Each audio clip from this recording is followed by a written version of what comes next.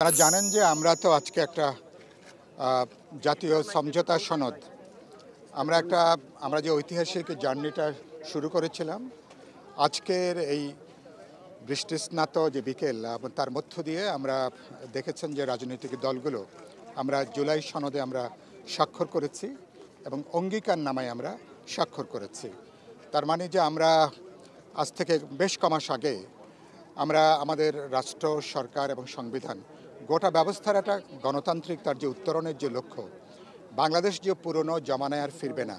সেই লক্ষ্যে তো আমাদের এই আলোচনা, সেই লক্ষ্যে এই জুলাই আমাদের যে সনদ বলতে আমরা এরপরে যে ধাপটা আমরা সম্পন্ন করলাম, ইতিমধ্যে আমরা আশা করি এরপরে বাস্তবায়নের যে প্রক্রিয়া আমরা সুনির্দিষ্ট করে সকল দল আমরা একমত হয়েছি যে বাস্তবায়নের ব্যাপারে আমরা বলেছি যেটা গণভোটের আয়োজন করা যেতে পারে। এবং আপনারা দেখেছেন ঐক্যমত কমিশনে আলোচনা হয়েছে, অধিকাংশ রাজনৈতিক দল তারা একমত হয়েছেন আগামী ফেব্রুয়ারির প্রথম ভাগে যে জাতীয় নির্বাচন যদি একই দিনে যদি গণভোট অনুষ্ঠান করা যায় তাহলে বলতে পারেন যে এক যাত্রায় আমরা এই জার্নিটাকে আমরা সম্পন্ন করে আসতে পারি। সেদিক থেকে আপনারা কি আগে গণভোটের বিষয় বা বাস্তবায়নের অন্য কোন বিষয় নিয়ে আসলে কোন প্রক্রিয়ার দিকে এগোনো? না, আমরা প্রথমত মনে করি আজকে এরপরে ঐক্যমত কমিশনের এখন তাদের দায়িত্ব হবে জুলাই সনদের এই কপি সহ ঐক্যমত কমিশনে আমরা যে মতামত দিয়েছি, ওভারওয়েলমিং মেজরিটি রাজনৈতিক দল তারা যে মতামত দিয়েছেন, তারা এই মতামত তারা সরকারের কাছে তারা পাঠাবেন দুটো ব্যাপারে।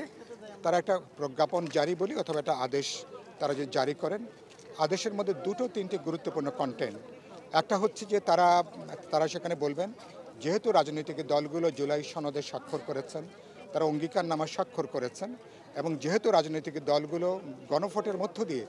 জনমতের একটা মতামত নিয়ে তারা জুলাই সনদ বাস্তবায়ন করতে চান, সে কারণে তারা নির্বাচন কমিশনকে বলবেন যে তাহলে আপনারা একই দিনে জাতীয় নির্বাচনের দিন গণভোটের আয়োজন আপনারা করুন। 2 নম্বর তারা যেটা বলতে পারেন আমরা বিশ্বাস করি একই সাথে যে আগামী জাতীয় সংসদ যেটা একই সাথে সাধারণ পার্লামেন্ট হিসেবে কাজ করবে, প্রথম অধিবেশন একটা কনস্টিটিউয়েন্ট একটা ক্ষমতা বলে আগামী পার্লামেন্টের তারা কাজ করবেন, যাতে আমরা যেসব ব্যাপারে আজকে সনদ স্বাক্ষর করলাম এগুলো বাস্তবায়নের জন্য ধরুন প্রথম অধিবেশনে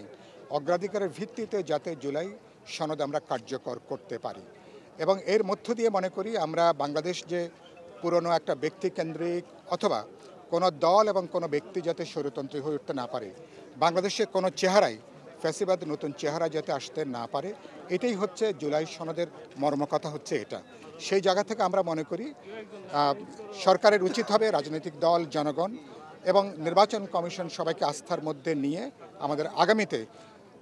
আমাদের গণভোট এবং জাতীয় নির্বাচনের মধ্য দিয়ে এই যাত্রাটাকে সম্পন্ন